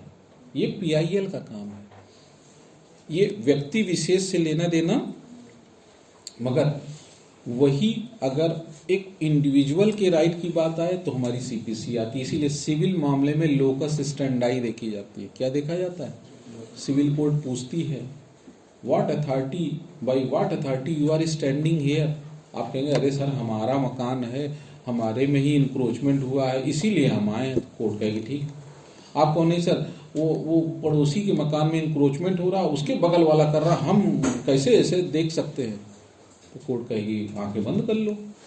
क्यों, क्योंकि you have no locus. Civil में चलता है कि क्या तुम्हारा राइट इन्वेड हो रहा है कि हम उसको इन्फोर्स करें। यही राइट्स होते हैं जो सिविल राइट कहलाते हैं। और सिविल राइट आप सब जानते हैं कई तरह के होते हैं ना। हाईएस्ट सिविल राइट कौन सा आपको मिला, फंडामेंटल राइट। वो हम लोग को कहाँ पर दिया गया, कॉन्स्टिट्यूशन ऑफ इंडिया। उसके लिए इन्फोर्समेंट के लिए कौन सी मशीनरी दी गई, सुप्रीम कोर्ट, गारंटी उसकी आर्टिकल 32 पढ़े ना। तो जो हाईएस्ट हमारा राइट है वो तो भैया वो फंडामेंटल राइट, उसको कहो सीपीसी से इन्फोर्स कराएंगे। भरी बात है बेटा, सुप्रीम कोर्ट गारंटी दे रहे तुम्हारा जेडी के पास, इसका अपना राइट नहीं पता है। तो ध्यान रखिए सबसे बड़ा राइट कौन सा है, फंडामेंटल राइट। तो part 3 of the constitution of India है, गारंटी है इन्फोर्समेंट की, किसमें, आर्टिकल 32। तो वहां हम लोग को सीधे सुप्रीम कोर्ट अप्रोच करो, ना समझ में आए तो इधर चले जाना, न्यू हाई कोर्ट वो भी काम कर देगी 226 में, तुम्हारी मर्जी है। अगर रिजर्वेशन नहीं मिल रहा दिल्ली का तो यही ऑटो पकड़ के पहुंच जाओ और लेके पन्ना जाओ तो हमारा रेट इशू करो, कोर्ट करेगी। उनका एपिस्टोलरी ज्यूरिसडिक्शन है, वो कर देंगे। आप लेटर भी लिख के दे दो, बता अनसेंट चीज नहीं, लेटर लिख के अच्छी चीजें दो, इन्फोर्स कर देंगे। ठीक, तो हम लोग इसका सबसे बड़ा राइट कौन सा है, फंडामेंटल। उसके बाद आता है जो हमारा लीगल या स्टैट्यूटरी राइट होता है, जो किसी लॉ में किसी एक्ट में जो राइट्स दिए उन्हीं राइट को हम लोग क्या बोलते हैं, लीगल राइट। और लीगल राइट कौन से, जैसे कॉन्ट्रैक्ट एक्ट। कॉन्ट्रैक्ट एक्ट में जो राइट होगा वो कैसा राइट होगा, हमारा legal. Representation of peoples act में वोट देने का अधिकार हमारा लीगल या स्टैट्यूटरी राइट है। Transfer of property act TPA में, एसआरए में, यानी जितना एक्ट से मिले हुए राइट है उसको हम लोग कौन सा राइट कहेंगे, लीगल या स्टैट्यूटरी, उन लीगल और स्टैट्यूटरी राइट, चाहे फैमिली राइट हो, चाहे सक्सेशन का राइट हो, इन सब के लिए हमें इन्फोर्स कराने के लिए कहाँ आना पड़ेगा, किसके थ्रू आएंगे, सिविल कोड। और उसी के लिए कौन सी लॉ लगेगी, यही सीपीसी लगेगी। तो ये फंडामेंटल राइट नहीं, हम लोग ये अदर देन फंडामेंटल राइट, उसको इन्फोर्स कराने के लिए हम लोग कहाँ आते हैं, हम लोग सिविल कोर्ट में आते हैं। और सिविल कोर्ट में फिर प्रोसीजर कौन सा लगेगा, द सीपीसी 1908 एक्ट नंबर 5 वही लगता है, ठीक है। तो इसीलिए पूछा गया था कि कौन सा केस सिविल कोर्ट में आता है, तो सेक्शन 9 इसमें बताएगा आपको। सेक्शन 9 ही वो गाइडलाइन देता है कि ये सिविल कोर्ट में कौन सा केस आएगा। तो सेक्शन 9 देखिए आप सब के पास है।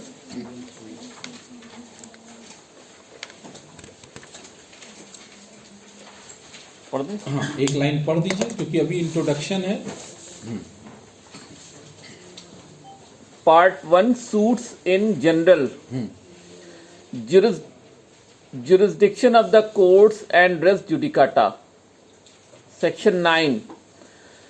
Courts to try all civil suits unless barred. The court shall, subject to the provisions herein contained, have jurisdiction to try all suits of a civil nature, excepting suits of which their cognizance is either expressly or impliedly barred. क्या कह रहा है देखिए, कह रहा है ये civil court में मैटर कौन सा आएगा, तो court try all the suits of civil nature. Civil suit word नहीं यूज किया, सिविल नेचर ब्रॉड टर्म है ना, बड़ा शब्द दिया गया। सूट ऑफ सिविल, जो सिविल के नेचर का है, उन सब का सूट का ट्रायल सिविल कोर्ट में होगा। हाँ, या तो उसके कॉग्निजेंस, ट्रायल को बार किया गया एक्सप्रेसली या एक्सप्रेसली, तो बहुत बार है। अभी हमने बताया कमर्शियल कोर्ट्स एक्ट बन गई, कमर्शियल कोर्ट का मैटर कहाँ जाएगा, कमर्शियल कोर्ट एक्ट में। आपने कहा साहब कंज्यूमर का मैटर, कंज्यूमर, टैक्स का matter, tax, industrial dispute, labour dispute, हजारों ट्रिब्यूनल्स बने हैं। तो क्या कह रहा है, वो मैटर जिसमें एक्सप्रेसली बार्ड है, फिर तो सिविल कोर्ट होता है। हालांकि है वो सिविल नेचर सूट, मगर फिर सिविल कोर्ट उसका ट्रायल नहीं करेगी, क्योंकि उसके लिए उसका कॉग्निजेंस लेना, उसमें क्या किया, बार। इम्प्लाइड थ्रू पब्लिक पॉलिसी मना कर दिया जाए तो भी बार हो जाती है।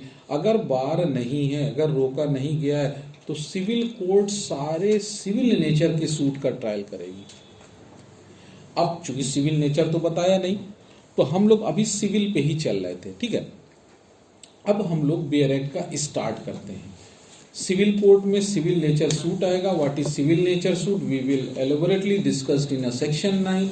फर्स्टली, हाँ बेटा कोई कुछ पूछना, ठीक।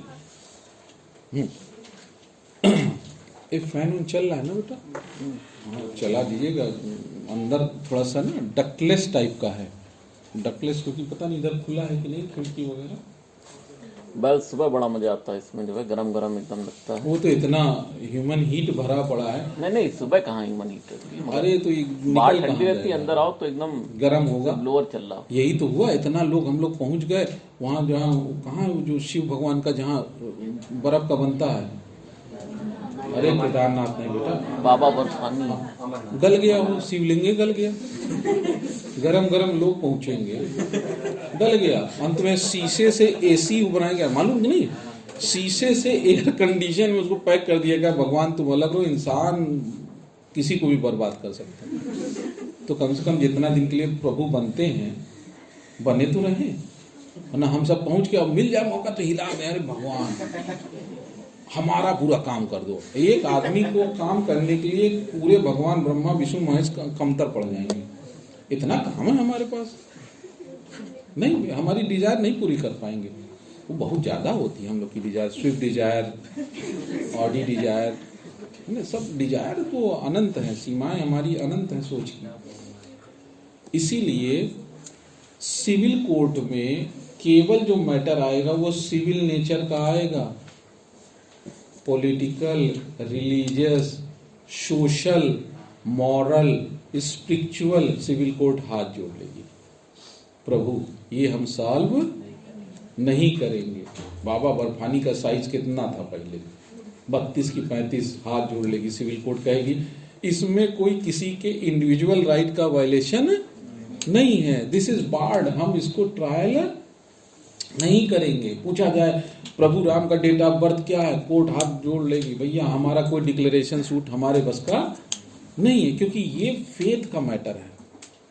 तो कभी भी religious matter, social matter, caste related matter ये सिविल कोड सॉल्व नहीं करती है। सिविल कोड ध्यान सब्सटेंस पे देती है, फॉर्मल्स में नहीं। सिविल कोड कहेगी हमें केवल सॉल्व करवाओ हमसे इंडिविजुअल सिविल राइट।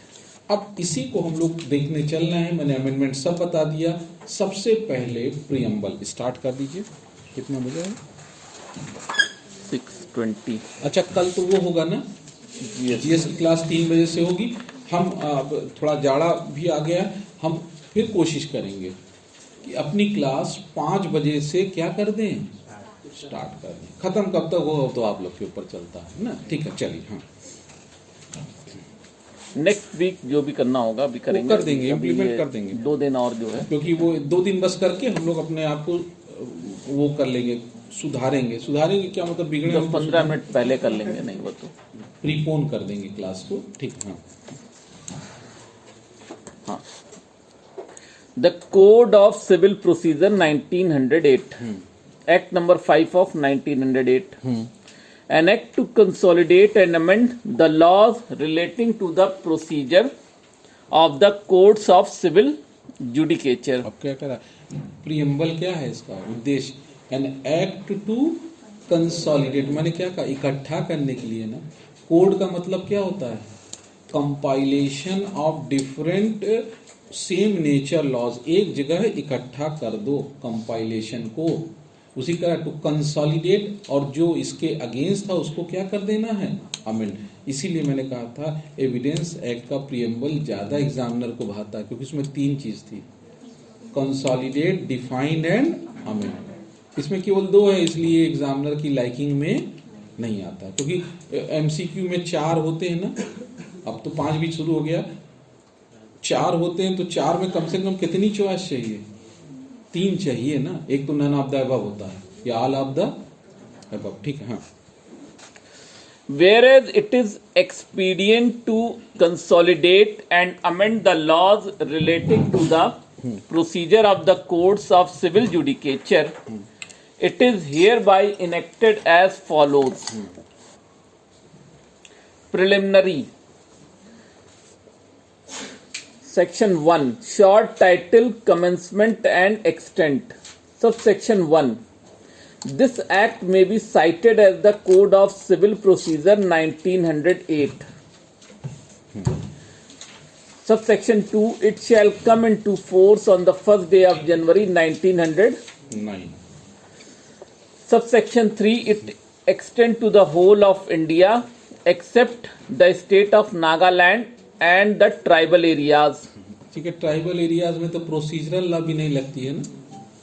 तो बाकी जम्मू कश्मीर का अब तो इंटीग्रेशन हो गया, यानी भारत में एक तरह से जो स्पेशल स्टेटस था खत्म किया, और सुप्रीम कोर्ट ने भी इस पे क्या कर दिया है, मैंडेट दे दिया, स्टैंपिंग कर दी का 1 इंडिया 1 नेशन, और कोई भी स्टेट की सोवरेंटी इंडिया में हो ही नहीं सकती। वो हिस्टोरिकल इम्पैक्ट से किया गया था, सुप्रीम कोर्ट ने अपना निर्णय दे दिया है। तो अब इसीलिए ये हर जगह लगेगा, मगर ट्राइबल एरियाज में नहीं लगाते ना, सीआरपीसी लगता है।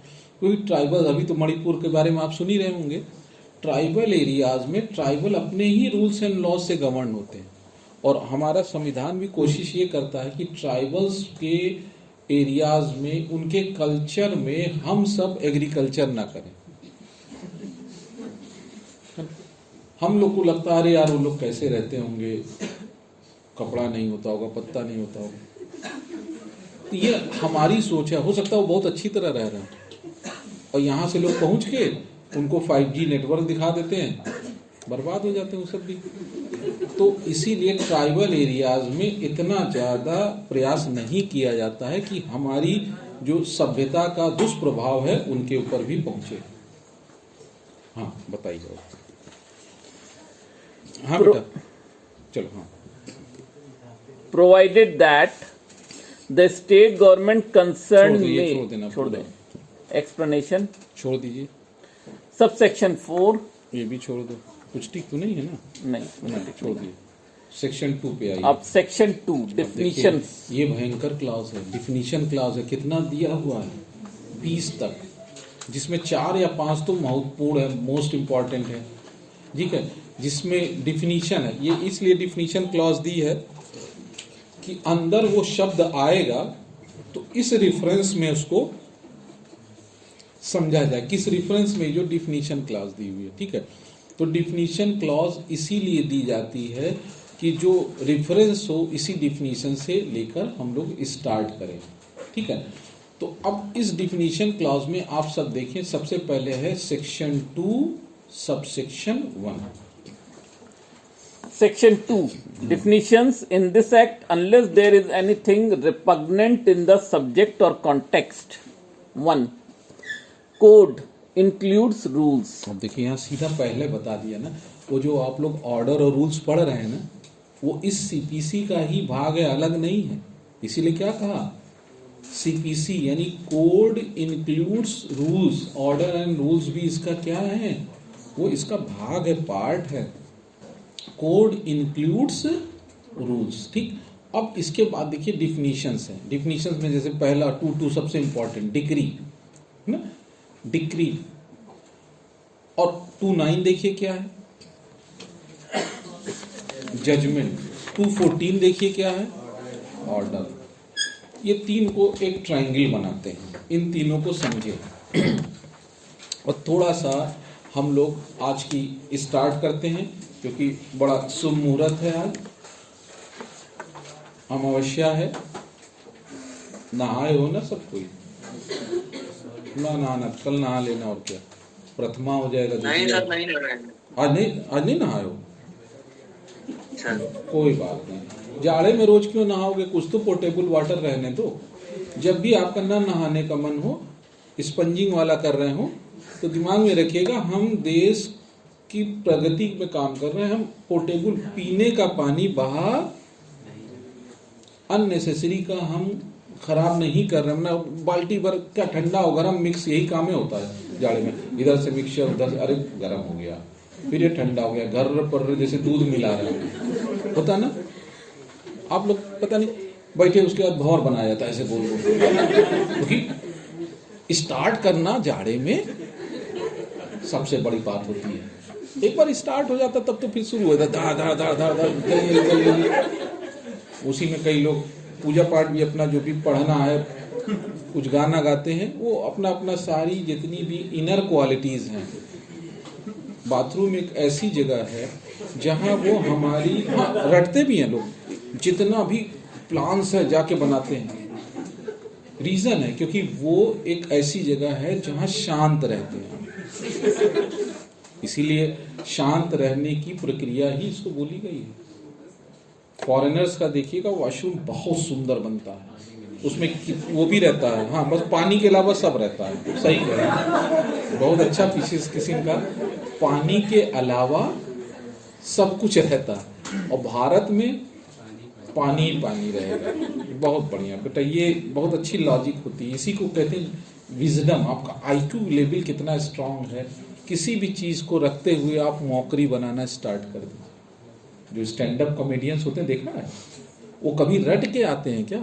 नहीं, वो चीजों को वहीं पे खड़े होके और चीजों को इतना बढ़िया, उनके देखने का हर चीज का नजरिया ही एकदम क्या होता है, हम सब किसी और नजरिए से देख रहे हैं, उनका देखने का एंगल एकदम ही अलग होगा। वो उनका अपना क्रिटिकल एंगल होता है। तो अब हम लोग देख रहे थे, तो हमने कहा ना, एक होता है ना, एक शब्द आप लोग सुने होंगे, decision of the court. Decision of the court, जो डिसीजन कोर्ट का होता है, हम लोग पढ़े एक नेचुरल जस्टिस का प्रिंसिपल है, रीजन डिसीजन। डिसीजन कैसा होना चाहिए कोर्ट का? Reason decision. यानी जब भी कोई कोर्ट न्याय निर्णय डिसीजन दे तो कैसा दे? रीजन। आप रीजन लिखें, why you have given this decision. आपने कहा प्लेंटिफ जीता, डिफेंडेंट हारा, इससे काम नहीं चलेगा। Why you have given decision in favour of plaintiff and why defendant defeated. ये वाई ही क्या है, रीजन है, क्योंकि हायर कोर्ट में उसकी क्या होगी, अपील होगी ना। हायर कोर्ट में जो एग्रीव्ड पार्टी है वो क्या फाइल करेगी, अपील। तो होता क्या है कि इसी रीजन डिसीजन को why any court has passed given a decision, उसी को हम लोग जजमेंट कहते हैं। जजमेंट क्या, judgment is a ground for passing a decision. Judgment 29 में देखिए लिखा है ना, देखो क्या लिखा है 29 में। 29. Judgment means the statement given by the judge on the grounds of a decree or order. On the grounds माने आधार, रीजन डिसीजन। जजमेंट कहते हैं, आप लोग के एग्जाम में आता है जजमेंट राइटिंग, डिग्री राइटिंग थोड़ी ना आएगा, डिग्री तो कोर्ट बनाएगी।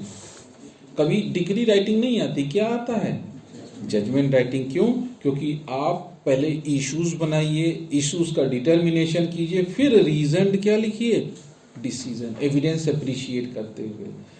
तो व्हाट इज जजमेंट, तो आप कहेंगे sir judgment is a ground why court has passed such a decision। Decision दो तरह का होता है। जजमेंट का जो ऑपरेटिव पोर्शन होता है, जजमेंट तो 100 200 500 पन्ने का होता है ना, और उसमें जो फाइनल होता है लास्ट, उसको हम लोग कौन सा पोर्शन बोलते हैं, ऑपरेटिव पोर्शन, जो एग्जीक्यूट किया जाता है। तो operative portion of judgment is either decree और ऑर्डर। क्लियर हो रहा ना। जो जजमेंट का कंक्लूसिव पार्ट होगा, निश्चायक, जो किसी जजमेंट का कंक्लूसिव पार्ट होगा, जनरली लास्ट पैरा, जनरली जो जजमेंट का कौन सा पैरा, लास्ट पैरा होता है, वही या तो डिक्री होगा या ऑर्डर, यानी कंक्लूजन, जिसमें लिख दिया जाए प्लेंटिफ को मकान मिलेगा, डिफेंडेंट को नहीं मिलेगा, ये क्या बन गया, डिक्री।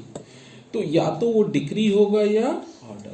तो जजमेंट क्या है, जजमेंट है why any court has pass such a decree और ऑर्डर। उसका रीजन जो है, तो जजमेंट का मतलब रीजनड डिसीजन, और जजमेंट का ऑपरेटिव पोर्शन क्या कहलाएगा, जो इसको एग्जीक्यूट करना है, उसको या तो तुम कहोगे डिक्री या ऑर्डर। जजमेंट जज साहब लिखते हैं, जजमेंट कौन लिखता है, जज लिखते हैं जजमेंट, ठीक है। जजमेंट, अच्छा, जब डिक्री बनेगी, मैंने डिक्री क्या कहा, डिक्री एक कंक्लूसिव पार्ट होगी ना, एक पन्ना आधे पन्ने की एक डिक्री होगी जिसमें कंक्लूजन लिखा होगा। ये कंक्लूजन जो डिक्री होगी किसको फॉलो करेगी, डिक्री फॉलोज द जजमेंट ना। डिक्री किसके हिसाब से ड्रॉन अप की जाएगी, सेक्शन 33 पढ़ना, लिखा है सेक्शन 33 में। डिक्री जो आएगी, जो ऑपरेटिव पोर्शन होगा, वो किसको फॉलो करेगी, भाई जजमेंट में लिखा है प्लेंटिफ जीता और डिफेंडेंट हारा, क्या डिक्री में उल्टा बना देगा कोर्ट, कह देगा डिफेंडेंट जीता प्लेंटिफ हारा, नहीं।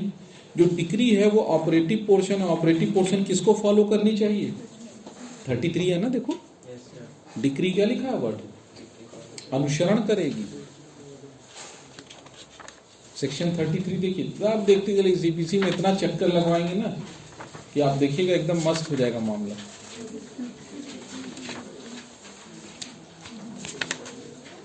सेक्शन 33 तुम लोग, हाँ, सेक्शन 33, हाँ ऐसा ना जनमासिक चाल से चल रहा हो कि धीरे धीरे नहीं। judgment and decree. The court, after the case has been heard, shall pronounce judgment, and on such judgment a decree shall follow. On such judgment, court सबको सुनने के बाद क्या प्रोनाउंस करती है, और जजमेंट का डिफिनीशन कहाँ था, 29 में। Judgment is a ground of decree और ऑर्डर, और उसके बाद क्या बनती है, डिक्री। डिक्री किसको अनुसरण करेगी, डिक्री फॉलोज द जजमेंट। और जब मैंने कहा कि क्यों इतना ज्यादा समय लगता है सीपीसी में, मतलब क्यों सिविल केस में इतना ज्यादा समय लगता है, तो अब जजमेंट तो आ गया ना, मानिए जजमेंट आ गया, डिक्री आ गई, अब डिक्री की क्या होगी, अपील, फर्स्ट अपील और संभव तो सेकंड, दो तो अपील हो गई। अपील होने के बाद अब मैटर सब सेटल डाउन हो गया, उसके बाद भी प्लेंटिव डिफेंडेंट को या डिफेंडेंट प्लेंटिव को कुछ दे नहीं रहा है, तब फिर प्लेंटिव जाएगा उसके घर पे, पकड़ेगा, 2 थप्पड़ मारे, कहेगा इसको लो और दो। ऐसा तो नहीं है, कानून हम अपने हाथ में नहीं ले सकते हैं।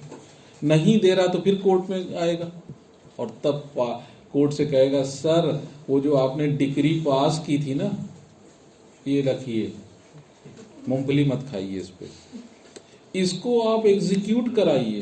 अब लो, एक नया प्रोसेस चालू हो गया। अभी तक तो ट्रायल हुआ, ट्रायल होने के बाद उसकी अपील होके कंफर्म हुई, 10, 20, 25 साल में हो जाता है काम। अब कम से कम 25 साल एग्जीक्यूशन में लगता है।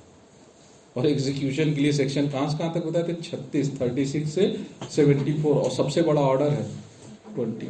भयंकर लिखा, कैसे एग्जीक्यूट करेंगे। यानी आप खुद सोचो, एक तो फाइनल होते होते इतना समय लगा, अब उसके बाद भी सेल्फ ऑपरेटिंग डिग्री नहीं है, उसको क्या कराना पड़ेगा? एग्जीक्यूट। क्रिमिनल मैटर में नहीं होता ना, क्रिमिनल में कहोगे सर दिक्कत नहीं है, जो कोर्ट ने प्रोनाउंस किया, कोर्ट क्या करती है? जजमेंट ही तब प्रोनाउंस करती है, ऑर्डर कब देती है? जब एक्यूज हो, कहते हैं let the accused taken into custody. Police से तुरंत कहेंगे इसको ले जाओ, बंद कर दो, आजीवन कारावास, हो गया ना, एग्जीक्यूट हो गया। मगर सिविल में नहीं होगा ना। सिविल में आप आरसीआर की डिग्री ले आए, रेस्टिट्यूशन ऑफ कॉन्जुगल, कैसे आप पत्नी आ नहीं रही, करीब पीसीएज की तैयारी करेंगे, अमित सर के यहाँ 18 साल का एडमिशन हो गया, अब उसके बाद और कितना लगेगा? हो गया sir RCR, restitution of, court ने पार कर दिया, भाई पढ़ना हो तो यहीं से पढ़ो सर, तो ऑनलाइन भी पढ़ा देंगे, या अपना मैट्रिमोनियल होम में। फिर भी नहीं आ रही तो क्या कोर्ट उठा के लाएगी उसको? नहीं। अब उसके लिए एग्जीक्यूशन अलग, पूरा पढ़िएगा, 32, 33 ऑर्डर रूल्स अलग हैं बेटा। यानी एग्जीक्यूशन का भी ढंग इतना ढंग है कि उसके लिए, तो इसीलिए क्यों आपके दिमाग में आना चाहिए, why this is so lengthy process. एक तो ट्रायल बहुत लेंदी, फिर ट्रायल के बाद अपील लेंदी, और सब होने के बाद फिर एग्जीक्यूशन भी क्या है। इसी से अवॉइड करने के लिए जो भले मानुस लोग हैं, जिन्हें केवल लड़ाई में नहीं, मीन्स में नहीं ध्यान देना, एंड पे ध्यान देना, वो किस में चले जाते हैं? एडीआर में ना, अल्टरनेटिव डिस्प्यूट। वहाँ कोर्ट फीस भी नहीं लगती, हम लोग पढ़े थे ना एडीआर में, कोर्ट फीस भी नहीं लगती है। आप अपने मुताबिक कोई आर्बिट्रेटर तय कर लो दोनों पार्टी, और जल्दी से मैटर सॉल्व करा के 1 साल में क्या कर दो? एंड करा लो। This is why such ADR is so great success in India, except केवल उन मामलों में सफल नहीं जहां इमोशनल वैल्यू इन्वॉल्व है। नाली का मैटर है, अब 4 बीघा रहे ना रहे, मैटर सुप्रीम कोर्ट तक जाएगा, और वही डिसाइड करेगी नाली इधर जाएगी कि उधर जाएगी। अब ग्रेविटी जिधर कह रही उधर ही तो जाएगी, मगर नहीं। तो यहाँ अगर इमोशनल वैल्यूज ना हो तो मैटर बहुत जल्दी क्या हो जाए। हम लोगों ने पढ़ा जजमेंट क्या होता है? Judgment is a ground why court has passed such decree और ऑर्डर। यानी जजमेंट का जो कंक्लूसिव पार्ट है वो या तो डिग्री कहलाएगा या ऑर्डर। अब what is degree and what is order, तो 214 में बहुत प्यारा बोला, कहा जो डिग्री नहीं है वो ऑर्डर है। याद है? देखिए 214 में बड़ा प्यारा जिसे वो दिया, देख लीजिए। Order 214 means the formal expression of any decision of a civil court which is not a decree. Decision of a civil court, जो डिग्री नहीं है वो क्या है? तो भले मानुस पहले क्या पढ़ना पड़ेगा? तो 2-2 में क्या है? जो डिग्री है वो डिग्री है, और जो डिग्री नहीं है कंक्लूसिव पोर्शन है वो क्या है? और डिग्री और ऑर्डर के जो रीजन लिखा गया उसको हम लोग क्या बोलते हैं? जजमेंट बहुत बड़ा होगा, 10, 20, 50 पन्ने का हो सकता है, क्योंकि उसमें सारे एविडेंस की चर्चा होगी, इश्यूज फ्रेम किया होगा। और जो डिग्री या ऑर्डर होगा वो क्या होगा? बहुत शॉर्ट होगा, 1 पन्ने का होगा। जैसे नहीं आप सुप्रीम कोर्ट का पढ़ते हो, जजमेंट देखते हो, कहते अरे यार बहुत बड़ा है ये, फाइनल पे आओ। हेल्ड पोर्शन में हम लोग क्या कहते हैं? हेल्ड पोर्शन देखो। हेल्ड पोर्शन क्या है? डिग्री या ऑर्डर। तो डिग्री क्या है? डिग्री के लिए सेक्शन 2(2) में डिफाइन किया गया है। ऑर्डर कहाँ है? ऑर्डर 214 में है। तो जो चीज डिग्री नहीं है वो क्या कहलाएगी? 2 मिनट का समय दीजिए बेटा। ऑनलाइन मैंने नहीं पूछा किसी को कुछ पूछना तो नहीं था, हम बोलते ही जा रहे थे, ये गलत आदत है। नहीं सर। हाँ बेटा, नो सर। थैंक यू बेटा। मतलब ऐसा तो नहीं था, कभी भी कुछ किसी को पूछना हुआ करे बस आप एक बार करके एक्सक्यूज मी सर, क्योंकि अचानक धाए से बोलते हो सर, तो थोड़ा सा चूंकि मुझे विजिबिलिटी प्रॉब्लम है तो मुझे धप से लगता है, तो बस धीरे से एक्सक्यूज मी सर। तो एक्सक्यूज वर्ड बड़ा सूदिंग होता है कि मतलब चलो एक्सक्यूज कर दे, है ना। पर सर अरे कहाँ हो गया, क्या हो गया भाई, यहाँ तो भाई एग्जिस्टेंस फिजिकल भी है और पता नहीं भगवान जाने मेटाफिजिकल भी है। मेटाफिजिकल समझ गया ना, जो इस फिजिक्स से पार हो, भूत पिचास निकट नहीं आवे, महावीर जब, है ना, वो मेटाफिजिकल साइंस है। आजकल एआई किस पे चल रही बेटा, पूरी मेटाफिजिक्स, बियॉन्ड दिस इमेजिनेशन। जब चले जाओ तो उसको क्या, मेटा वर्ड बहुत है, मेटासिस, मेटाफर, पता नहीं क्या कुछ आया था ना। तो ध्यान रखिए, मेटा क्या, हम पहले फिजिक्स तो पढ़ा ले तब मेटा पे जाएंगे। इस तरह से जो इशारा हो रहा है कि अभी यहीं पे हम रोकते हैं, कल से हम स्टार्ट करेंगे किस पे। अच्छा, कल पहले जीएस की क्लास होगी, कितने बजे होती है, 3 बजे। हिस्ट्री पढ़ा रहे हैं, एंशिएंट इंडिया चल रहा है, हड़प्पा से बाहर आ गए, चलो खुद के बाहर आ गए। चलिए अब हमारी क्लास होगी कल 5, सवा 5 बजे, जैसा होता है ना 5:20 उससे स्टार्ट होगी। तो चलिए आज की क्लास यहीं बंद करते हैं, कल फिर 3 बजे और फिर 5 बजे। Thank you very much. Online